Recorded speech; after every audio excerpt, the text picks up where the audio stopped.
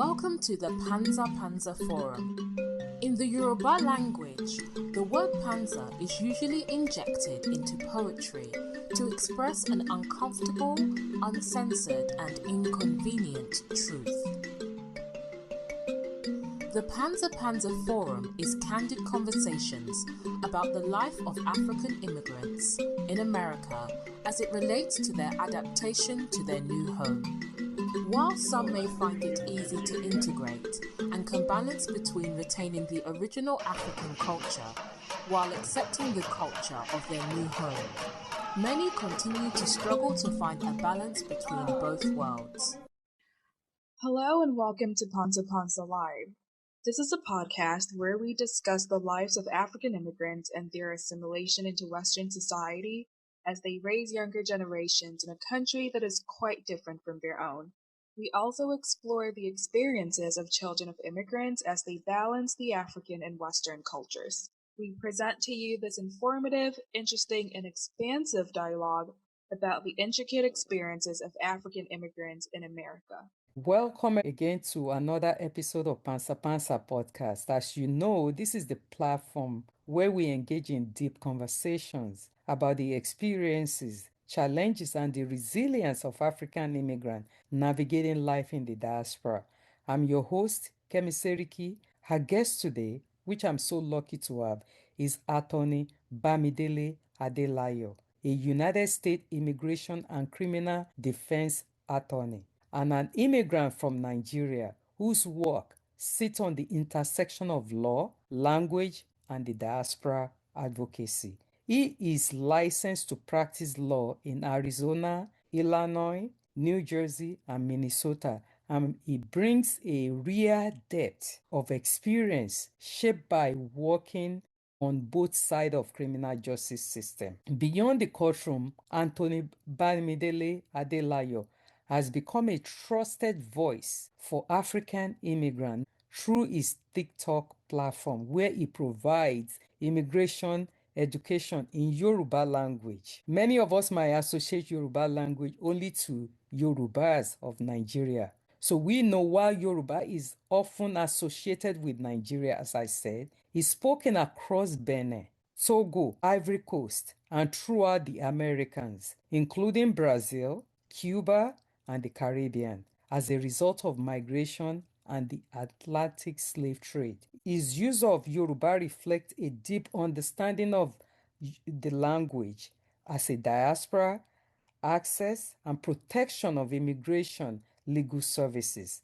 At the heart of his practice is commitment to personal attention and integrity. From the moment Anthony Adelayo takes on a case, he remains directly involved throughout the entire process, offering legal strategy that are tailored to each unique circumstances and lived reality of each one of his clients. So, Anthony Bamidele Adelaya, thank you so much for joining me today on this important and well-needed conversation. I really want to thank you for being here today. So, as I always ask my guests, we will start from introduction. We always begin on grounding our conversation on a personal story, because behind every professional title is a lived experience that shapes how that person sees the world. Many know that immigration is not just a legal process. It's an emotional, it is cultural, it's psychological journey for many of us who has gone through it. And for many African immigrants arriving in the United States means navigating unfamiliar system while carrying expectation from home, responsibility from family, and the pressure of success. So I want to start that if you can please introduce yourself, talk a little bit about your background and what is this like growing up in Nigeria. Okay. Thank you so much, Mrs. Eric. What a wonderful introduction. Esheon Gong. Thank you. Thank you. The way you were talking about me, I wouldn't know that was me if I didn't. Of course. So, believe it or not, I was born in Kaduna, not States. I was born in the north. And my parents both speak. My parents are Yorubas from Ibadan. Both of my parents speak fluent Hausa, and Wow. growing up in the north, I learned some Hausa. I learned the Hausa language, but I pretty much forgotten it because I never really used it. And then we moved to the Southwest. I went to boarding school. I went to Abeokuta Grammar School in Ogun State. From there, then I went to Ogun State University. Now, Olabisi Onabanjo University. And it was from there that I migrated to United States. And a lot of people don't know this, and I'm going to share this. I was one of I want to say maybe the first or not the first, maybe the second or even the third set of the diversity visa lottery. Okay. Because people wonder, oh, how did you make it? How did you get here? That's how. Because American immigration, you see that you have a family member petition for you. You have a lot of money you invest in business. You have an employer who brings you here. You get asylum, or what's the other? Or the diversity visa lottery. Mm-hmm. And not a whole lot of people have that fortune. And I was very fortunate in 97. As a matter of fact, I wrote a book about this. We'll talk about that later. So I came in 97. And so when I came in 97, I lived in Houston and I went to law school in St. Louis, Missouri. Okay. Mm-hmm. From St. Louis, Missouri, I moved to New Jersey, then Illinois. From Illinois, we got tired of the cold weather, then to Arizona. And so I have been in Arizona since. And people ask me, what took you to the realm of immigration? Part of it was, like you said, my experience, my journey. And one of the classes that I took in law school was immigration. I was fascinated, by the American immigration system. And so I took a class in law. I took immigration law law school. And then when I graduated, I did not start practicing immigration right away. It was not until I want to say about 10 years, but then I started dabbling because I started doing family members petition and I found it to be interesting. And then I just started doing it full blown. I want to say about 15 years ago, even though I've been a lawyer now about 23 years. And since then, I've not looked back. And I really, really, really, truly enjoy it. So that's basically my background. And I have my law office here in Phoenix, Arizona. I am married. I have three kids. In my spare time, if I have any, we love to travel. And I enjoy watching soccer. Oh, wow. That's beautiful. And just to let you know, my mother is also from Ibadan, Okay. so I'm related to Ibadan people. Nice. About the keyword. Yes, My mother would say, Emma Bank, yes, Ede Ibadan, which is diversity of language in Yoruba, is different dialects. So thank you for such a beautiful introduction. So when you arrived in United States, what were some of the biggest challenge you faced as a new immigrant? Because many people could learn from your experience. Yeah. So the biggest challenge I would say is trying to navigate what you want to do. Because see, when I came, I already had a law degree from Nigeria. And when I was coming, I had this lofty idea, this noble vision that as soon as I get to America with my law degree from OSU, I'm going to start practicing. It doesn't work that way, okay? It does not work that way. And I remember the first job I got was at a restaurant.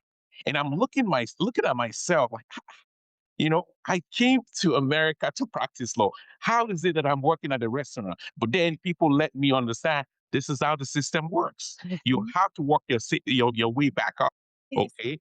And you have to be diligent. You have to be hardworking. You have to be tenacious. You have to stick with it, okay? So initially, I want to say I had a bout of reality and somewhat, I don't want to call it depression, but I want to say that I was not,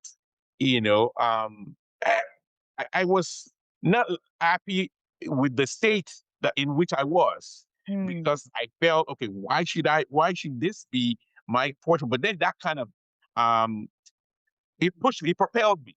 Okay. It propelled me because fortunately I have parents that I was talking to and I have other people too that were telling me how to navigate the system.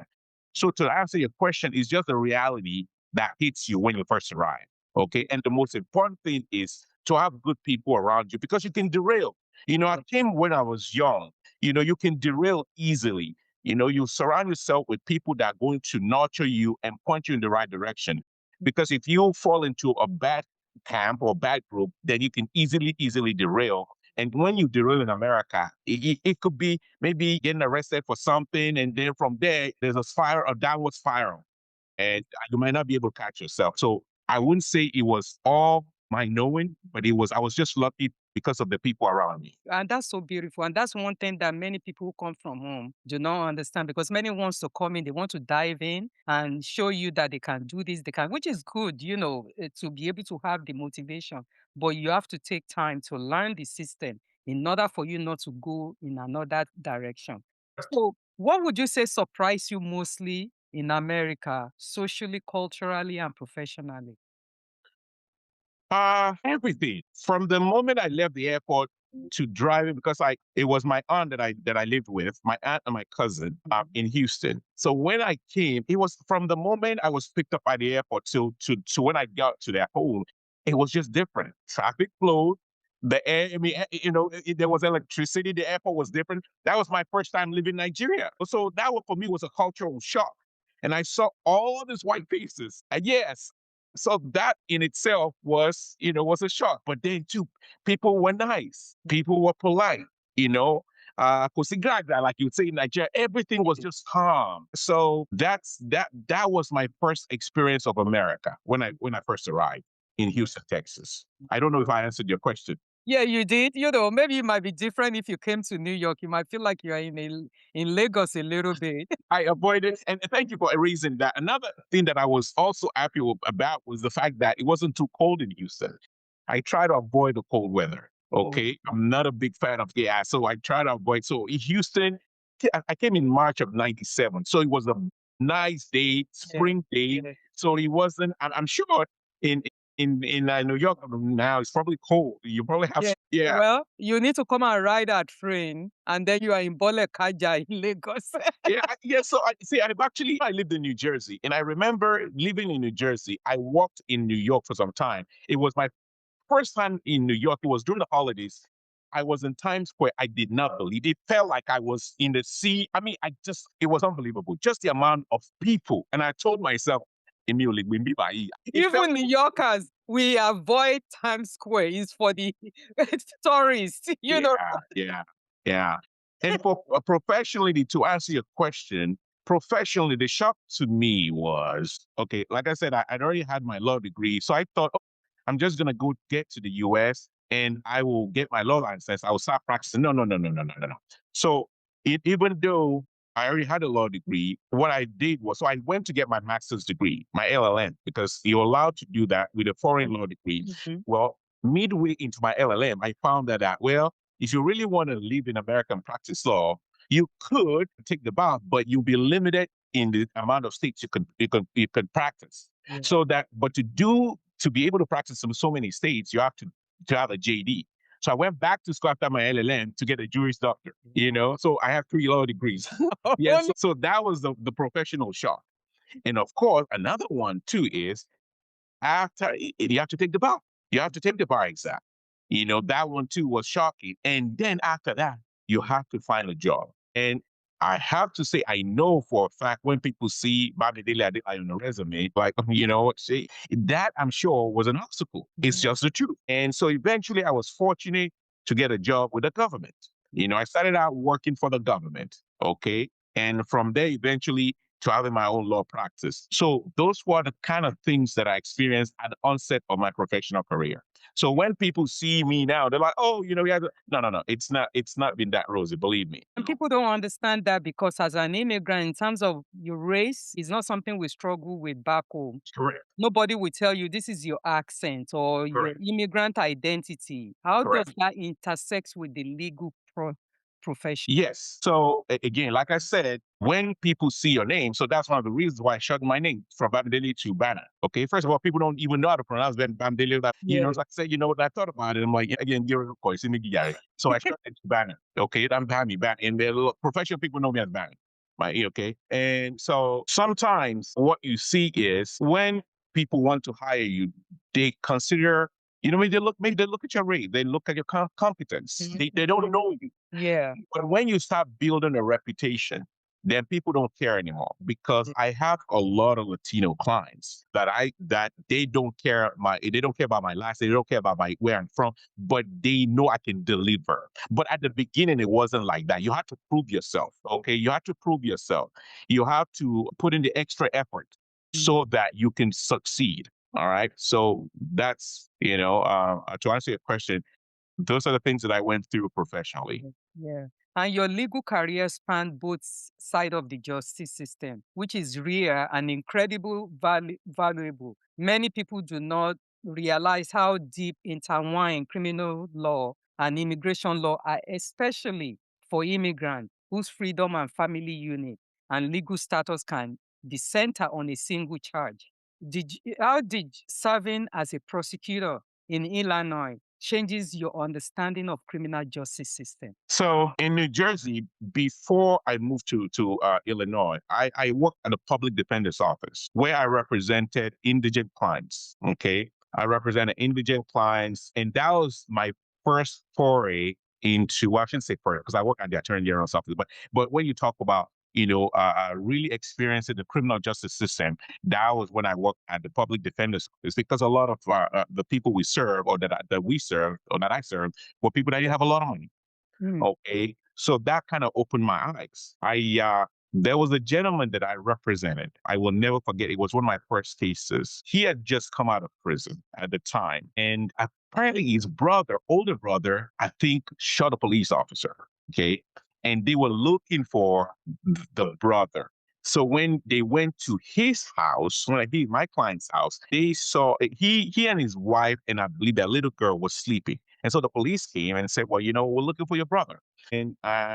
And he said, well, I don't know where my brother is. Why are you looking for my brother? They said, well, they just shot a police officer. And they said, well, and they basically told him if he did not give up his brother, they were going to frame him for possession of drugs. Okay, I know this because it happened. And they were going to frame him. I mean, he said, I don't know what you're talking about. But anyway, so the case came to me, and I was reviewing the police report with him where it said that he was in possession of drugs and he wanted to sell them. And I'm reading the report with him, and he said, that's not me. That never happened. And I looked at him like, this is a police report. He goes, that's another report. I said, what do you mean there's another report? So he was, and then because like I said, he had just come out of prison, he was looking at enormous time if he had been convicted. So I gave him the plea offer. I said, well, they're offering you 3 years. If you take this 3 years, then they'll dismiss it. And he goes, I'm not doing that. I said, what do you mean? If you go to trial and you lose, you're going to go to prison for more. He said, I'm not doing that. And so eventually, somehow, I don't even remember, to be honest with you, but we got another police report that indicated, actually, he brought the police report and showed it to me, that showed that he had nothing to do with possession of the drugs. So I now filed a motion to dismiss, and we went to, and the judge, I will never forget, it was a New Jersey Superior Court judge, called in the prosecutor, and he said to that prosecutor, how could this happen? And the gentleman was a Black person too. It was an African-American, the client. He said, how could this possibly happen? That this is unethical. The police basically, the judge let the prosecutor know how unhappy he was. It was eventually dismissed, but that was one of my first journeys into the criminal justice system. And so since then, I never trusted the criminal justice system, because I saw it at firsthand. And coming from somebody who just retired from legal system, because I work in family court and I see many cases coming in, lawyers are saying, take a plea. And I told a lawyer one time, the head of the department, and I said, if all these cases goes to trial, this whole system will shut down because you don't even have resources, okay, to investigate the case. But you're telling them to make a plea based on maybe other cases that they've had in the past. But if they have to reject and say, we're going to trial, this system will shut down because there will not be enough people to try the case, Oh my God. So how does this experience on both sides of the system benefit the client today that you have by immigrants? So very good question. And then after that, then when we moved to Illinois, then I went to work at the prosecutor's office. Okay. So now I've been a defense attorney. Now I'm a prosecutor. Okay. And so I am looking at some of the police reports. I'm asking questions, but to be honest with you, the defense attorney in me never left. Okay. It never left. Because there's sometimes maybe I would not feel comfortable charging some cases, and my supervisor would say, well, you got to charge him, So especially some marijuana cases. Okay, if the quantities were very small, and so after about 2.5 years, I decided to leave and to go start my own thing, and that was when I started my own practice. And so I've seen it from both sides, but I just feel, and even till today, in addition to being an immigration attorney, I'm also a defense attorney, and I enjoy both. But I enjoy being an immigration lawyer more because it's more rewarded. It's more rewarded in the sense. I'll give you an example. When somebody gets their citizenship, they're always, always very happy with you. When you get somebody their green card, they are happy with you. When you get somebody their work permit after years of trying, but the only time a criminal defense defendant is happy with you is if you get a case dismissed, which rarely, rarely happens. Okay, it happens in some cases, but not all the time. So, and even as a defense attorney, I go to trial. Sometimes you have cases that are strong, sometimes you have cases that are not that strong, and you have to make a judgment of whether to go to trial or not. And for the most part, though, you leave the decision to your client. Okay. But so to answer your question, I look at it from if I have a case, I put on my prosecutor's hat. I put on to think to evaluate how they will think. And then I would then put on my defense counsel hat to also think how I want to defend the case. So that's why I have the benefit of both. Yeah, yeah. So any client that comes your way, you already have that kind of background, to be able to you look at both sides and see what is strong enough, what is not strong enough. Which is, compared to some people, some lawyers, they become immigration lawyer the moment they come out of law school. The immigration lawyer, they don't have the experience of both sides. And within no time, they quit and said it's too stressful. And then they end up coming into the prosecution and all that stuff. Yeah. So have you ever weighed in going to work in a corporate law in America, which is a lot of money? Yeah. For me, it's too boring. Okay. I like the excitement. I like to be in court. I like to advocate for people. For me, corporate, I can't be sitting in an office and no, it's too. I need something to get me to wake up every morning, to something to get me something to do, something to want to achieve, something to change life.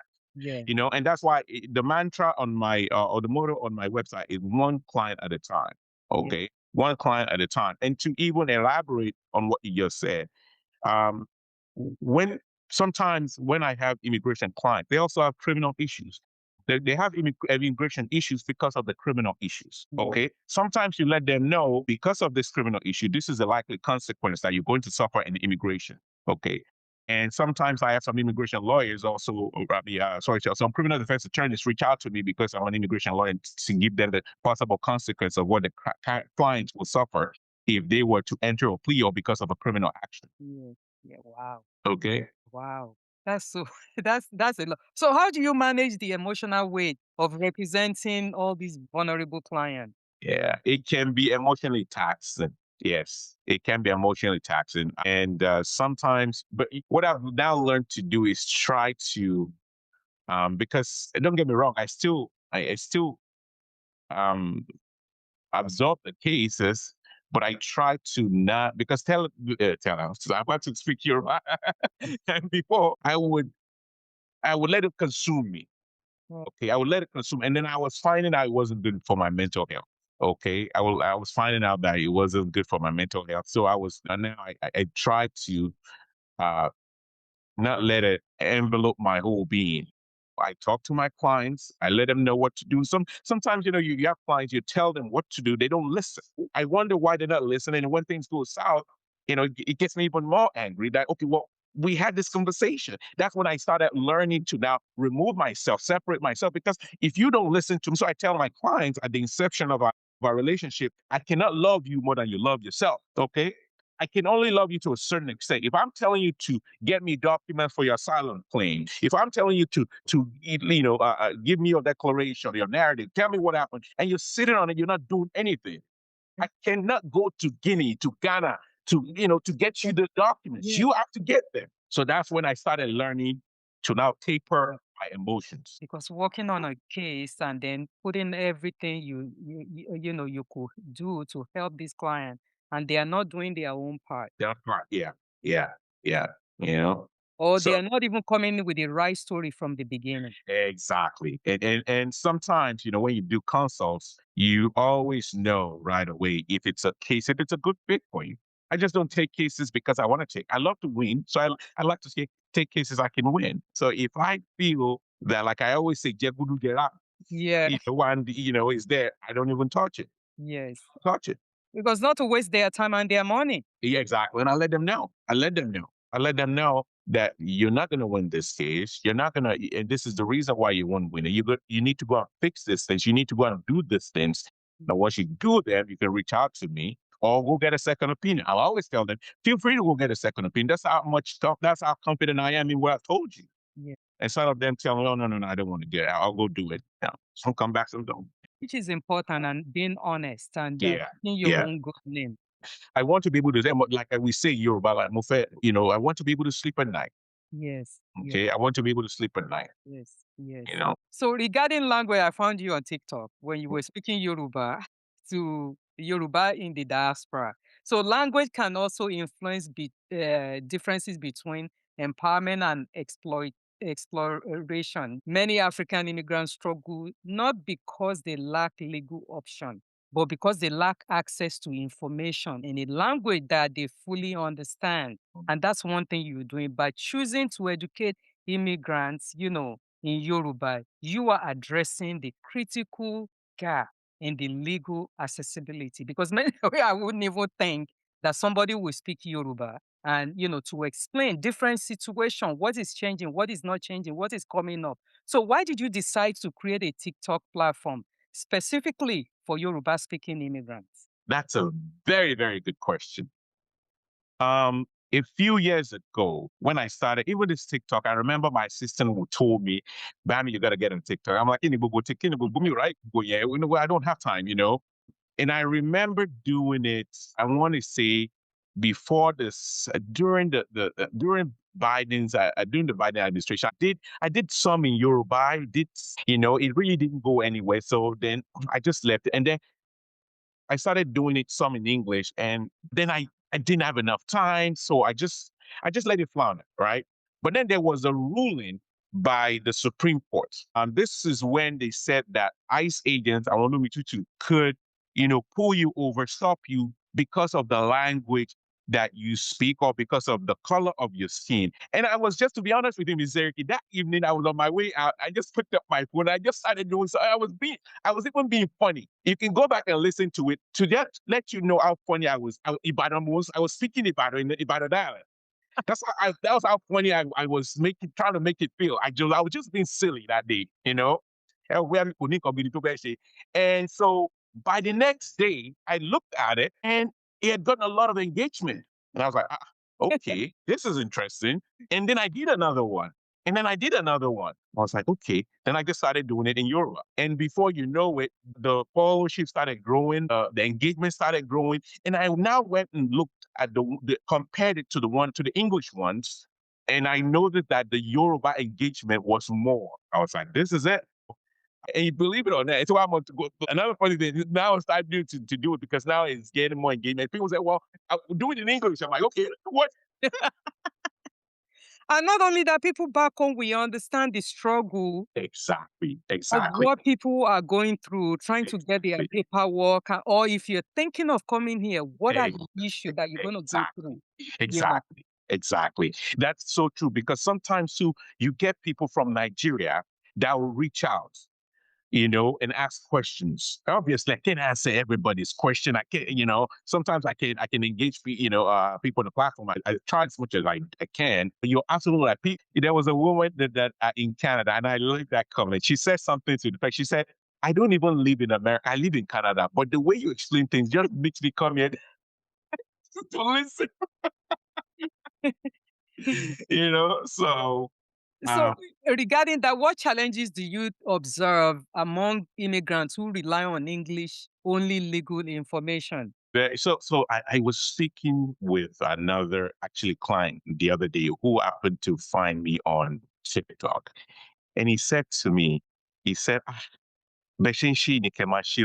that I've had two previous lawyers and none of them have been able to explain things to me the way you have explained it. And he said that the fact that you're Yoruba makes me even think, you know what, this man would think about me. He would really put his heart in my case, Mhm. you know, because we're from the same community, Yeah. you know. So when he said that, that even made me, it made me think, maybe realize that perhaps there are a lot more people that there are a lot more people that need this than I initially I thought or anticipated, you know. Yeah. So I'm getting positive feedback, so that energizes me to do more. I get the content I do is based on questions that people ask. Mm. Sometimes when there are developments, when there's new information, I go out and then I do it. I say I elaborate on it or I inform people on it. Yeah. So I hope I answered your question.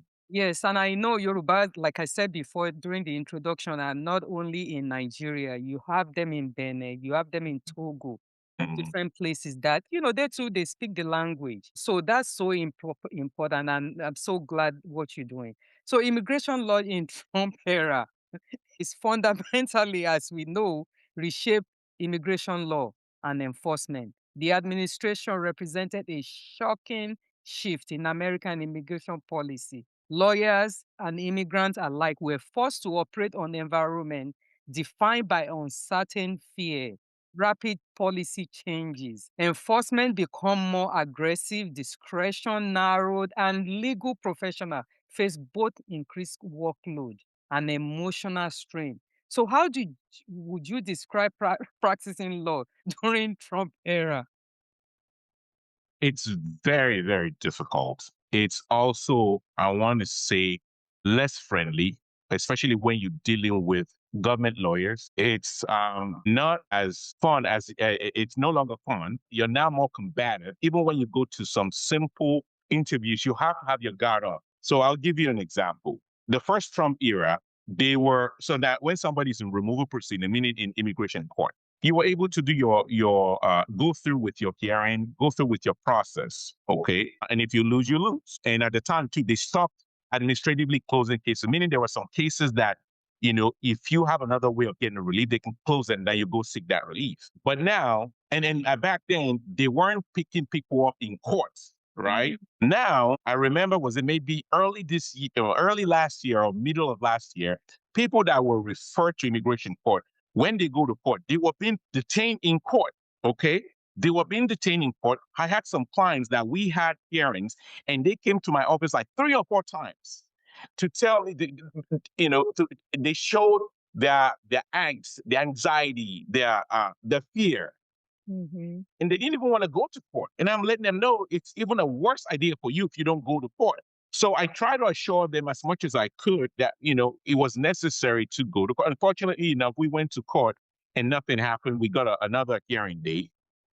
Now another thing, adjustment of status cases that you could go to and that you go to at the USCIS, that you were almost assured, guaranteed of getting your client's green card. Now, if you're going, you have to have a conversation with your client that, if we go to this hearing, because your visa had already expired by the time we apply for your green card, you could be detained. Hillary, that didn't happen unless, of course, you have a criminal record. I talk about clean, somebody that came in lawfully, they overstayed, they're married to a U.S. citizen, the marriage is legit, they have children, they now go in, they are detained. Okay, they are detained. So now they are transferred to ICE detention. Now you have to go and ask for bond in front of an immigration judge. To answer another question, one of the things that they are doing, this administration has happened under this administration, is before, when you're detained, even if you entered lawfully or unlawfully, you could apply for bond, bail. Now a case issued by the Board of Immigration Appeals, Hurtado basically say, if you enter without a visa, you are not eligible to get a bond or to get a bond. You're not. Is that legal? Well, so not according to the district court in California. The district court in California said that the BIA, Board of Immigration Appeals, are wrong, or the Board of Immigration Appeals is wrong, rather. But then you go back to court to apply for bond, and the immigration judge still tells you no. So the rule of law is not really rule of law now because the government is flouting judges. You remember the gentleman that was taken to El Salvador, even though a district court said they could not, they shouldn't deport him to El Salvador, or remove him to El Salvador, rather. It took a lot of fight to bring them back. So that's the difference. At least in the first term, we didn't have this kind of flagrant disregard for the rule of law and judges' orders. But this time, I mean, recently, a U.S. citizen was shot and killed in Minnesota. Yes.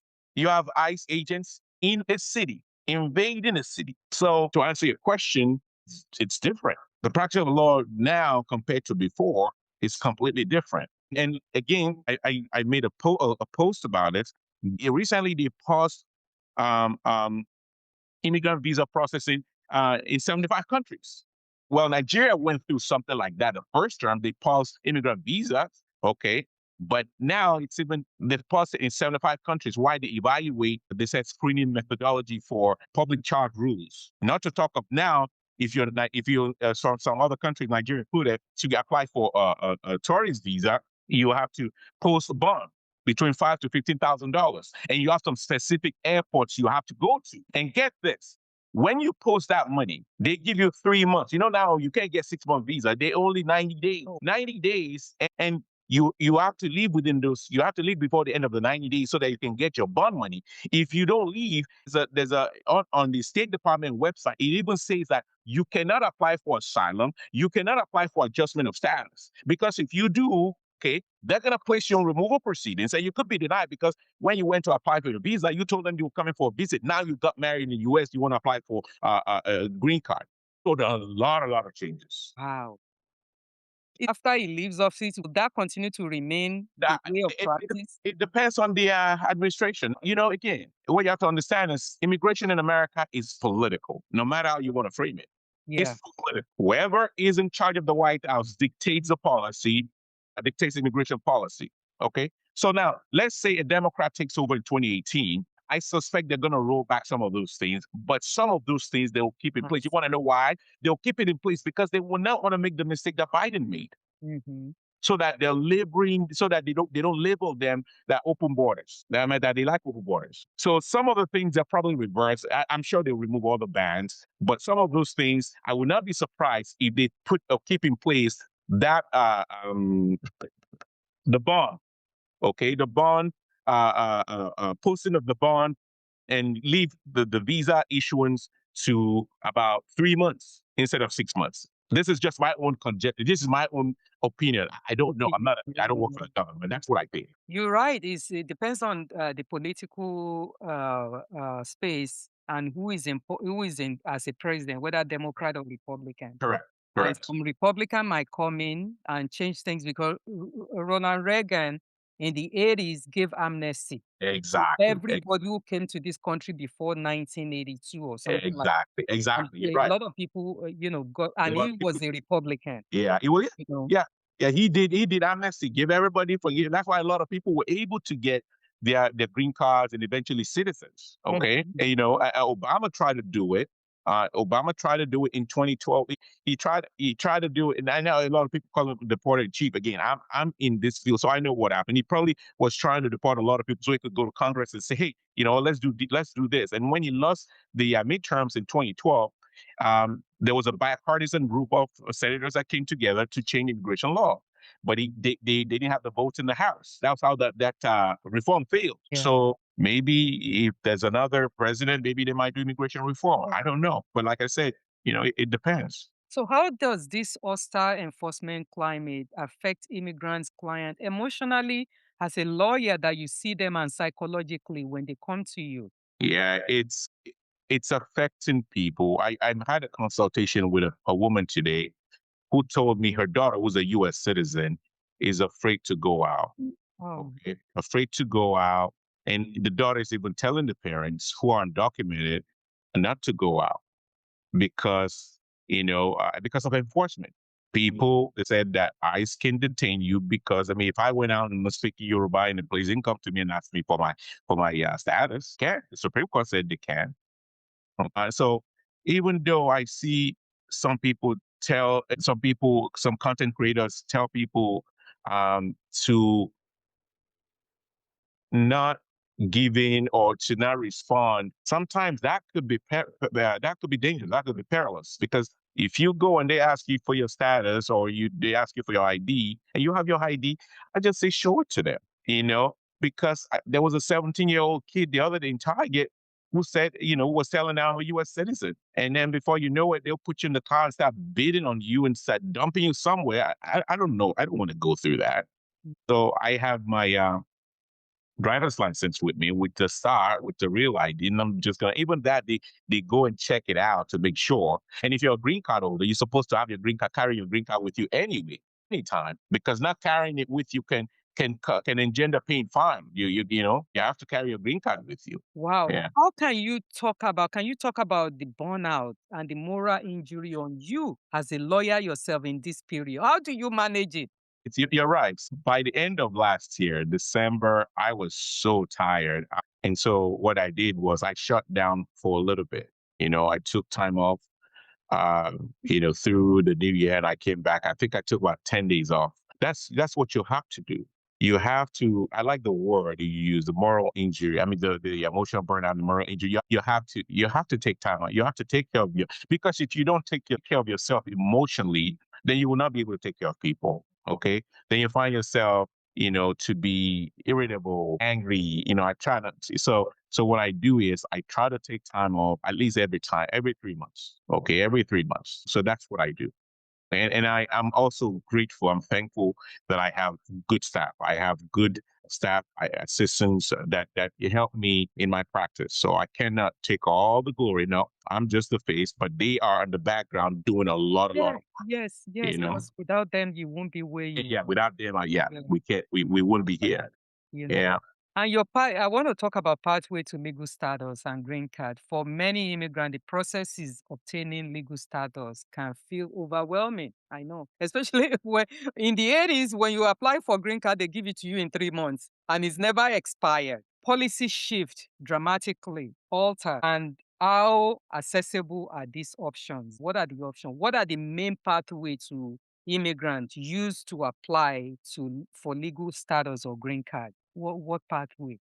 So they're shutting that's trying to, even though they say, oh, we want you to do it the right way, the legal way, they're shutting down legal pathways, right? For example, when you come and you seek asylum and you have a credible claim, you suffer persecution, and you can prove your case and you support it with evidence in immigration court or before the USCIS, you get your asylum approved. And then a year later, you get your green card.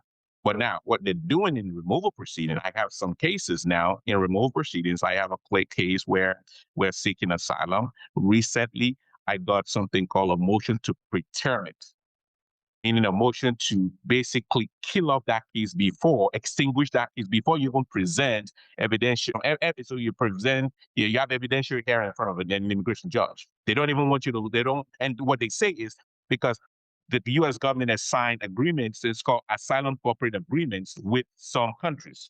Honduras, El Salvador, Guatemala, Belize, Uganda. So they're seeking my client who's from Africa, West Africa. They want to send her to Uganda.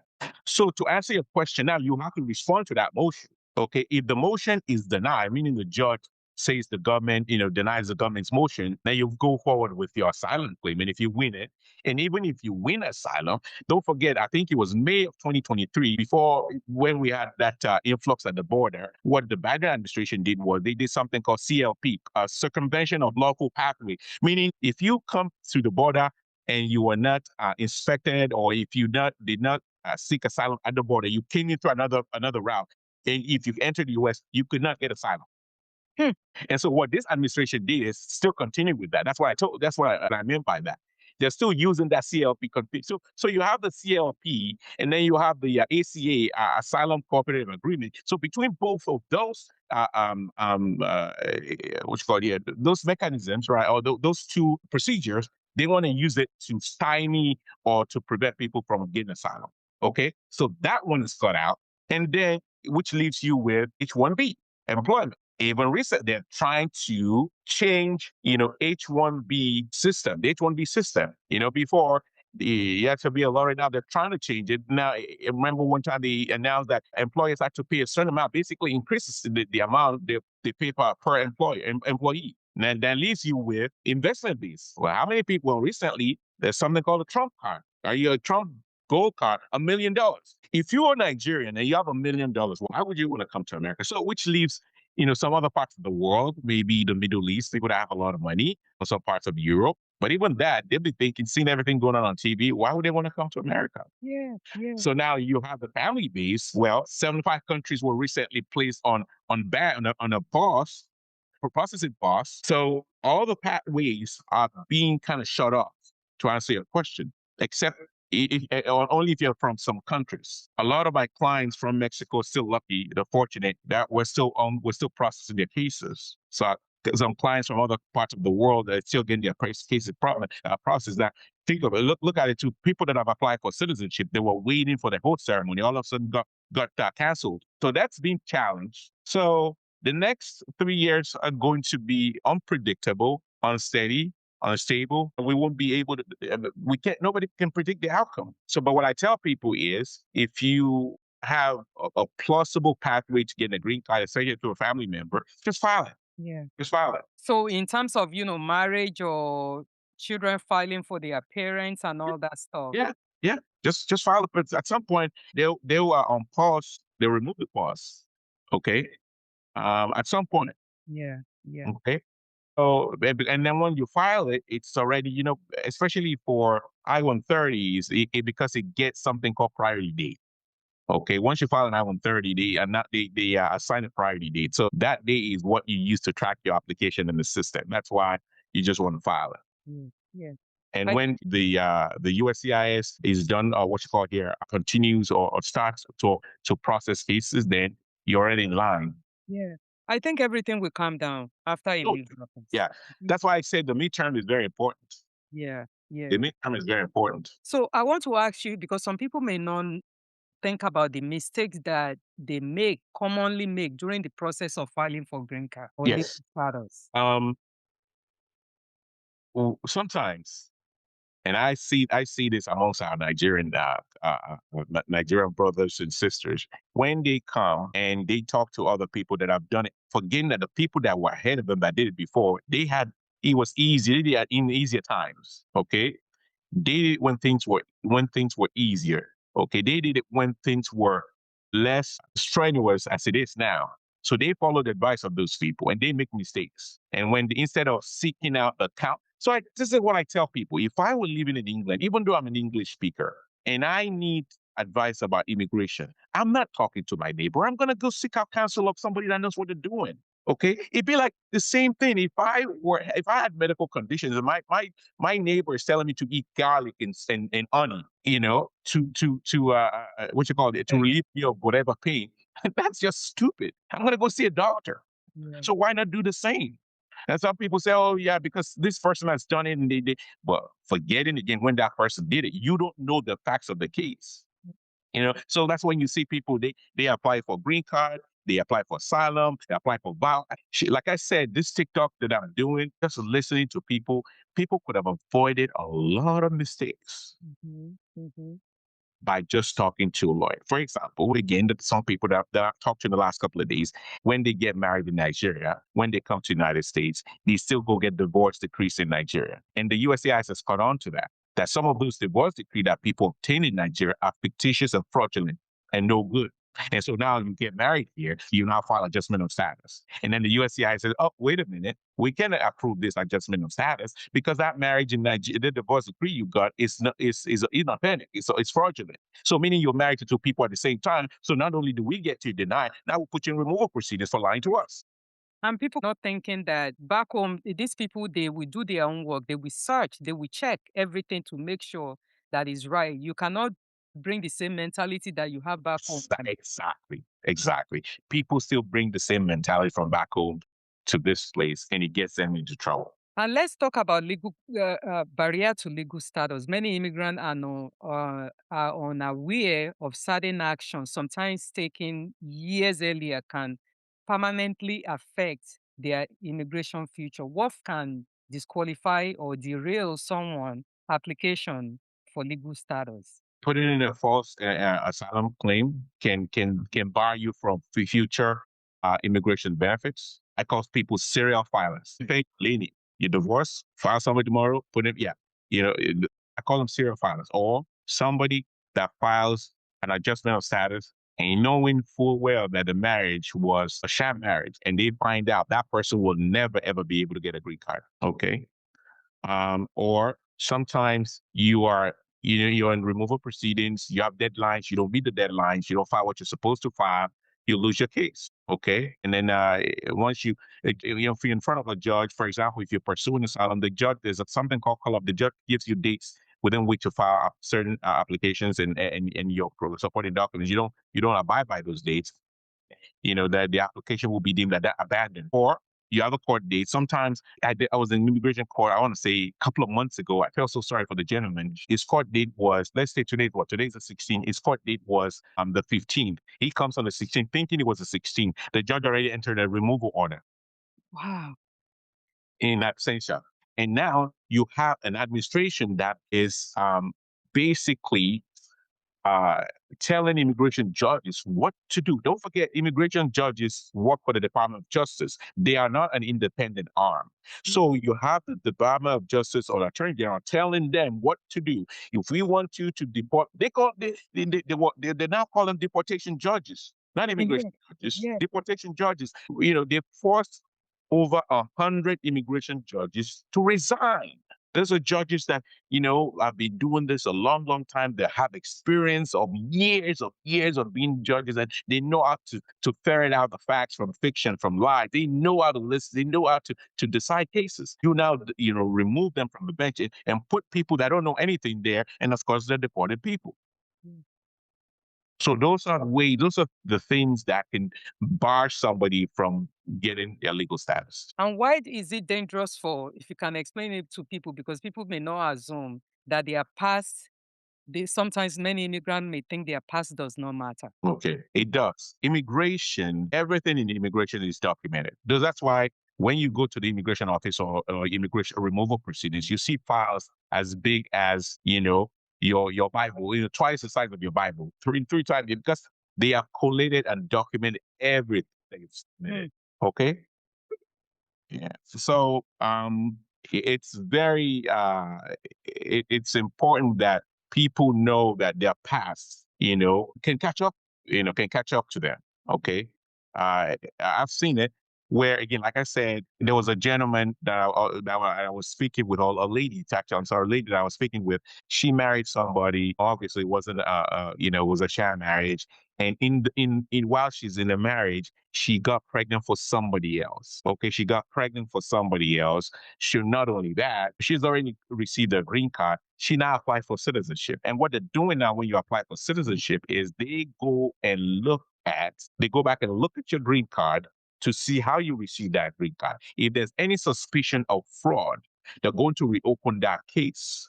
Okay, she was pregnant for somebody else, and they now went to that person's home and found out he was leaving somewhere else. She was leaving somewhere else. So they denied the citizenship, and now they're gonna move out to rescind the green card. So how did they know she was pregnant for somebody else? Because they asked her at the interview, or if she had any children. She said she had a child, and who was the father of the child, and she was saying what she said. Because again, don't forget, when you are when you go for your interview, you're on oath, so you have to be truthful. And they asked her why she didn't have a child for her current husband. She said, well, because they didn't want to have children or something to that effect. But she ended up having a child for somebody else, while you're still married. Oh, wow. Yeah. On criminal charges and immigration consequences, there's intersection in the powerful and often devastating way in both cases. A charge that seems minor in criminal court may carry life alteration on immigration consequence. Your dual expertise makes this conversation especially important. How do criminal charges and conviction affect immigration application? Okay. Sometimes if somebody is arrested for drug possession, that can affect whether or not you get a green card. Okay. Because there's some drugs that are still under Schedule C, right? Cocaine, heroin, even marijuana, depending on the amount. If it's 30 grams, less than 30 grams, then you're okay. If it's more than 30 grams, then you're screwed. Okay. So, or if you're convicted of certain kind of crimes that has sexual connotation, that might affect your ability to get a green card. Okay. If you are like right now, before, if you were charged with a theft related offense like shoplifting, uh, theft, those did not affect undocumented persons. But now, if you are here illegally without a visa and you commit, even not even convicted, they arrest you or charge you for theft or shoplifting. Okay, that will cause you to be, to be held without bond. Yeah, without bond. All right. So obviously, if you have a green card, there are some crimes that if you commit, if they are considered or deemed to be aggravated felony, that person is going to lose their green card. For example, I always tell people any sort of drug trafficking offense is bad business for immigration. Yeah, okay. And in some cases, even if you have your green card and you commit acts of domestic violence, if it's serious. I had a client who had a green card. He was charged with domestic violence. It was so bad because he really beat his wife. And they placed it in removal proceedings. So we were able to get something called cancellation of removal because he had his green card and they wanted to cancel his green card. So we were able to get a relief for him in the form of cancellation of removal. But to get that relief, we had to bring his wife in to come and testify on his behalf that things were now normal. Okay. That they had made up, they're canceling, that, he's a good father. They have like 6 or 7 children, that if they deport him, he's going to affect her. Yeah. Okay. He went to counseling. We showed all of that. He's paying taxes, good character, other than that one time. Yeah. Okay. And he was able to keep his green card. And then I had another client from Kenya, had 3 DUIs. 3 DUIs. Okay. He had a green card for 2 years. He was deported. Okay. Yeah. So because it was aggravated DUI. Right. Yeah. So it depends on the crime that somebody is facing. And what I always tell people is this: if you have a green card and you have the misfortune of being charged with a crime, don't be stupid to go to court by yourself. First of all, hire a decent criminal defense attorney to see how they can get you a good deal, or to see if the evidence against you in that case is sufficient to earn a conviction. I have represented people. I'll give you an example. I represented a kid at one time where he was in the car with some friends and they got into a fight, but the so-called victims could not identify him in the car. So we set it to trial. The witness didn't show up. The case was dismissed. Now, if he had taken a plea, okay, that could have affected his immigration status. So if I tell my Nigerian brothers or sisters, if you have the misfortune of being charged with a crime and you have a green card, you better talk to the immigration lawyer and a criminal defense attorney. Recently, the Supreme Court took a case where a green card holder who's charged with a crime, not convicted, charged with a crime, left the country, came back. The the Department of Homeland Security wants to treat the person as an arriving alien. Basically, they're asking for admission. Okay, all right, asking for admission. So the Supreme Court is going to decide this case, maybe this year, whether that person should be considered or designated an arriving alien, or even though you've not been convicted of a crime as a green card holder. So there are a lot of things in the realm of immigration law that are changing under Trump. Correct, are changing. So let's talk about marriage-based green card then versus now. What did marriage-based green card possesses change? What changed in the process of marriage-based green card? And I'm assuming you say marriage-based green card, you mean adjustment of status here in the United States, right? Yes. Those who came here and they marry somebody, and then now they file for their green card, and they got their green card because they have a spouse here now. Okay. All right. Very, very good question. During Biden, there were a lot of interview waivers. I got a lot of green cards from some of my clients that their spouses that came in with a visa, you have to have lawful entry, and their spouses are U.S. citizens, and they file for them. And part of the evidence we saw, especially when they have children, you submit that. Once you have children, that's conclusive evidence that marriage is genuine. That's a good marriage. And you submit proof of commingling of assets, maybe bank account, utilities, travel, a lot of evidence to show that the marriage is authentic. Okay. And so those people were able to get their green cards. In some cases, without interviews. In some cases, some were called in for interview to verify. Okay. I had one where an officer that my client was previously married. I think she was married like maybe 4 or 5 months or 6 months. And then she got divorced. And the officer was asking my client, the person that you married, did you pay the person? Did you, why'd you get divorced? And she said, well, he was getting in a lot of trouble. He got shot. And I just thought, and he went to prison. And I just thought this was not for me. And the officer agreed and they issued a green card. So another thing that has changed now is when you go, so now though, everybody's been interviewed. So that's one big difference. Everybody's been interviewed, even though parents that are filing, children that are filing for the parents, some are getting waivers.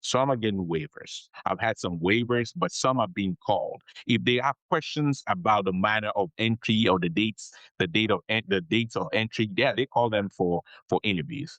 So, and another big difference that I have never seen in my 23 years of practicing law in the United States and in my 29 years of living in this country is when you go for an adjustment of status interview with a U.S. citizen spouse and a foreign national who overstayed, that they'll be arrested at the interview. So now I'm having to tell. Yeah, it's all over the news. It happened a lot in California, San Diego, San Francisco.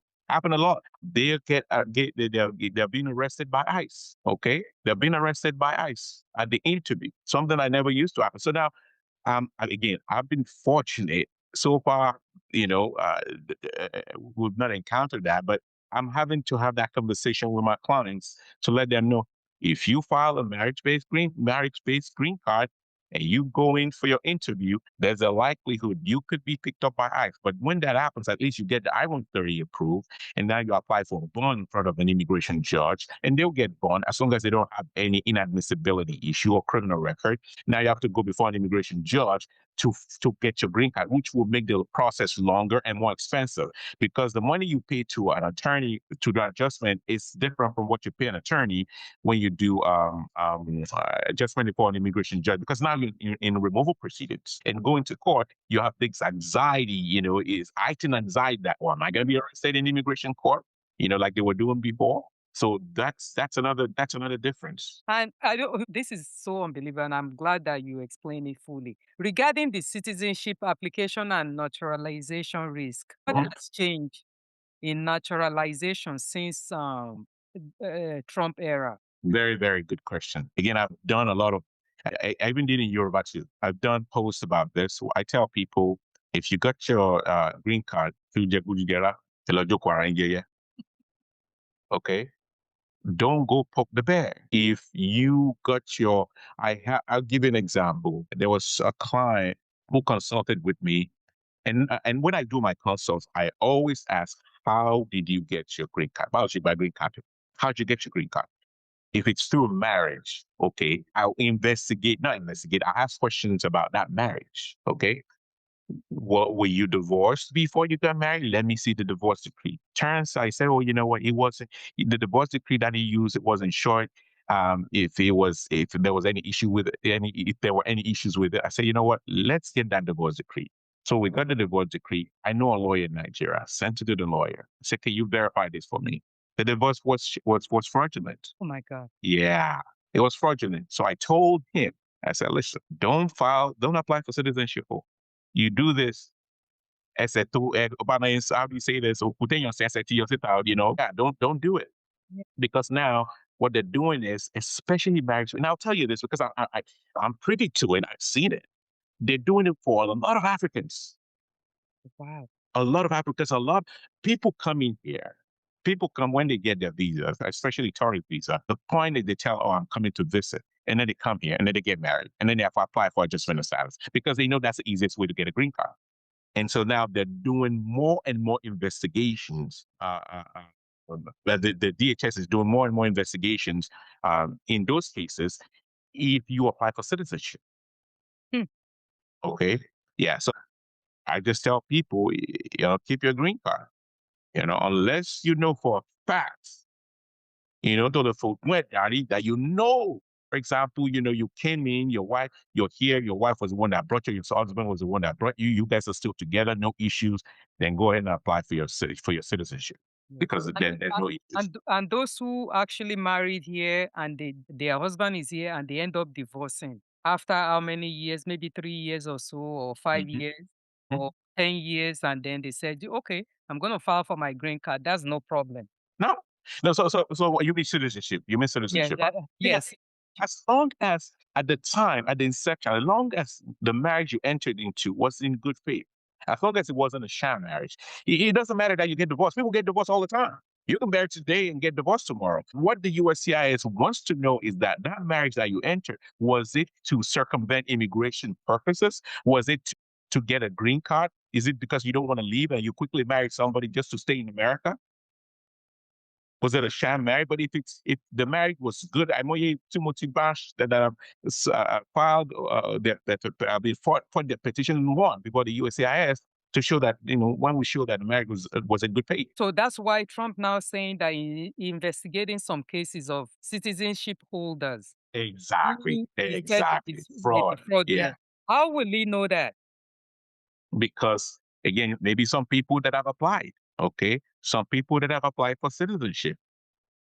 Or who are just applying, not the ones who are already approved and they're already citizens. Yeah, well, they said that they're going to go back and start reviewing some people too that are already real citizens. I don't know how they're going to do that, but maybe they just look at the last 5 years, people that have become citizens, and go back and trace how they became citizens. Okay. Well, because in the last 5 years or so, things were being done. I guess there were a lot of electronic record preservation, right? So it's easy to go look compared to like 20, 30 years ago. And I know that for a fact that they will probably want to focus on the last 5 years because it was another administration. Yes, try to nag, just pick on Biden. Exactly. To show that, there are a lot of fraudulent people that got their green cards and became citizens during Biden, yada, yada, yada, because that will fit their narrative. And is DACA under threat? See, that's the thing. That's a very good question. DACA is just, I wouldn't say under threat, but it's not stable. There's no certainty about DACA because when he came in, he tried to take it away, okay? And then the Supreme Court said he couldn't, and he left it alone. And now some other people, went to court and they said, well, Obama didn't have the authority to do it. So now it's making its way through the court system. So I think eventually it's going to end up in front of the Supreme Court, and then, there'll be a final decision about it. But hopefully what they should do, I think what they ought to do is, give legal pathway to DACA recipients that were brought here as children, because it's like me taking my children to Nigeria when they were like, when they were minors. They had no say, they had no control over it. I know we talked about it before. I know you're right. What should an immigrant know about their rights if confronted by ICE? Yeah. Again, that question or the answer would presuppose we're dealing with an agency that follows the law, right? If you're confronted by ICE and they ask you, first of all, they show up at your home, you don't have to open your door. You ask them for a warrant, and for the most part, they don't have judicial warrants. Okay, they have administrative warrants. Administrative warrants does not allow ICE to go into someone's homes. But you're seeing videos of ICE going into people's homes without warrants. And when somebody stops you, an ICE agent stops you and asks you for your status, you're not supposed to answer. Okay, you're not supposed to answer. But if you don't answer, then they keep harassing you and say, or even take you into custody and say, well, you know what? I'm just going to take it. There was a Minnesota woman who refused to answer. They left her alone. But that doesn't happen all the time. If it happens where there are not people, they can take you into custody. Mm-hmm. So if you have your ID, if you're undocumented, you don't have to answer, but they can take you into custody. Mm-hmm. I've seen videos of U.S. citizens being detained and arrested, and then they were telling them, "Oh, I'm a U.S. citizen." And eventually, they leave them. They are uncuffed them. Okay, but sometimes I saw another officer who got an ID and said, "Well, I really want. Is this a real ID? I want to make sure it's authentic. It's not a fake ID." What do you do? Well, on the basis of saying, well, I'm a citizen, I don't know how many people they would believe in that. especially if Exactly. you have an accent, but it depends on Hell the yeah. Yeah. confidence also. Yeah. As I said, you know what? I'm a citizen free of Yeah. cost or something Yeah. like I'm a U.S. citizen. Well, yeah. yeah. If you don't mind the consequence or the outcome, you say I'm a U.S. citizen. What are you going to do? I am a U.S. citizen. I was, and the lady that was saying, "Where were you?" I hear the officer was asking. I told her that he heard an accent, and she said something. Well, she just refused to answer his question. I'm a citizen. I'm here where I belong. I'm here where I belong. Eventually, the officer went away again, and I think the reason is because a lot of people already gathering around there. Yeah, if people are gathered, but if you are in a lonely place where there's nobody, What I'm saying. What do you do? and nobody So, to actually help you out, nobody's yeah, recording anything, yeah, exactly. phone. So if you have your ID, you have your green card, show it to them. Yeah. So let me ask you, I'm almost done. How has social media changed the legal misinformation among immigrant communities? It has changed it in the sense that, so now you have a lot of, if anybody ever told me 4 or 5 years ago I'll be doing TikTok on videos, I would dispute it. I would dispute it. But like I said, for me, because there's been an outpour of, I want to say, engagement. I see the engagement. I see question. I see people's enthusiasm. There are a lot of people. There are a lot of lawyers that speak English. And when you're lawyers, a lot of lawyers. There are a lot of lawyers that speak Spanish, but I've never seen a lawyer that speaks Yoruba. Yes. And so that's why I say, you know what? I can do this and help people out. I can give them, the basics. Now, if you want more in depth, you call my office, schedule a consultation, I'll talk to you about your case. So that's and then you see more and more lawyers on TikTok offering immigration. I'm doing immigration content, Spanish, English, even in some cases, it could even be criminal cases, So the outlook of law practice has kind of changed. Social media has been infused in the practice of law because you have to move with the times. Yeah. Yeah. And Yeah. for someone like you also pay attention to an upcoming election, what policies should immigrant pay attention to in the So upcoming election? I would say whoever is going to be, as an immigrant, I'm going to be supporting somebody that's going to be looking out for me. If you're going to be looking out for me, meaning policies that would rein ICE in, not just to be detaining people. I'm not saying ICE don't do it. I'm not asking ICE not to do the job, but kidnapping people on the streets or breaking people's windows and windshield and shooting people in the street. Those are all the things. So I'm going to be looking at. So I'm going to be looking at candidates who are going to be campaigning and telling me what they're going to be doing vis-a-vis ICE. Hmm. And regarding the society is going through so much trauma, and how can lawyers rebuild trust with the community traumatized by enforcement? Yeah, it will take it will take, like everything else, it takes time. So first of all is um the administration has to change. There has to be a change in the administration. And then some of those things have to go back. It will never go back to the way we were pre-2020, pre-2025. I'm going to tell you this. People are not saying don't, what people are just saying is, follow the rule of law. Okay, if a court says you can't do this, then don't do it. Don't be kidnapping people in the middle of the street. Don't be dropping helicopters and going into people's homes in the middle of the night and zip tying kids and putting them even in Chicago. So it would take a while, like you said, because people have gone through a lot of trauma. It would take a while, Look, the World Cup is coming, right? The World Cup is coming in the summer, and I heard about 17,000 ticket holders have canceled their tickets because they don't want to come to the United States. Why would you? It'd be like me if you invited me into your house, and every time I walk by your house, I see people fighting in front of your house. I see you slapping people in front of your house. People fight, and you say, "Oh, come get."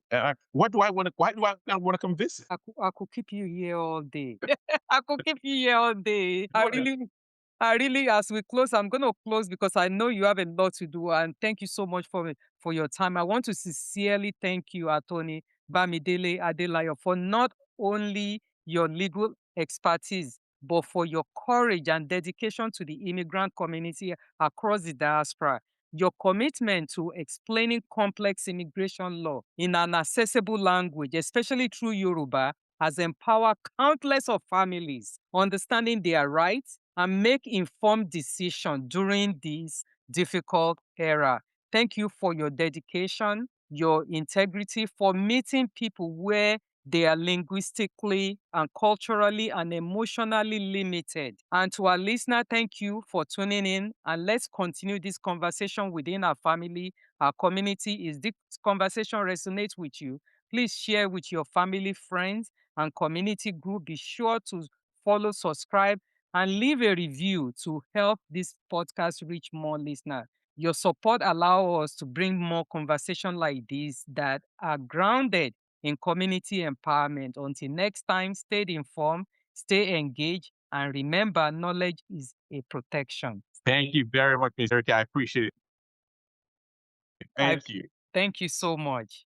Thank you for tuning in to this episode of Ponza Ponza Live podcast. We hope to have you back with us in the next episode as we continue to explore the nuances of the African immigrant experience. If you'd like to connect with us, you can email us at talk@ponsaponsa.org. That is talk@pansapansa.org. And follow us on Instagram at pansa.pansaforum. Until next time, remember to spread kindness and love. Thank you and take care of yourself.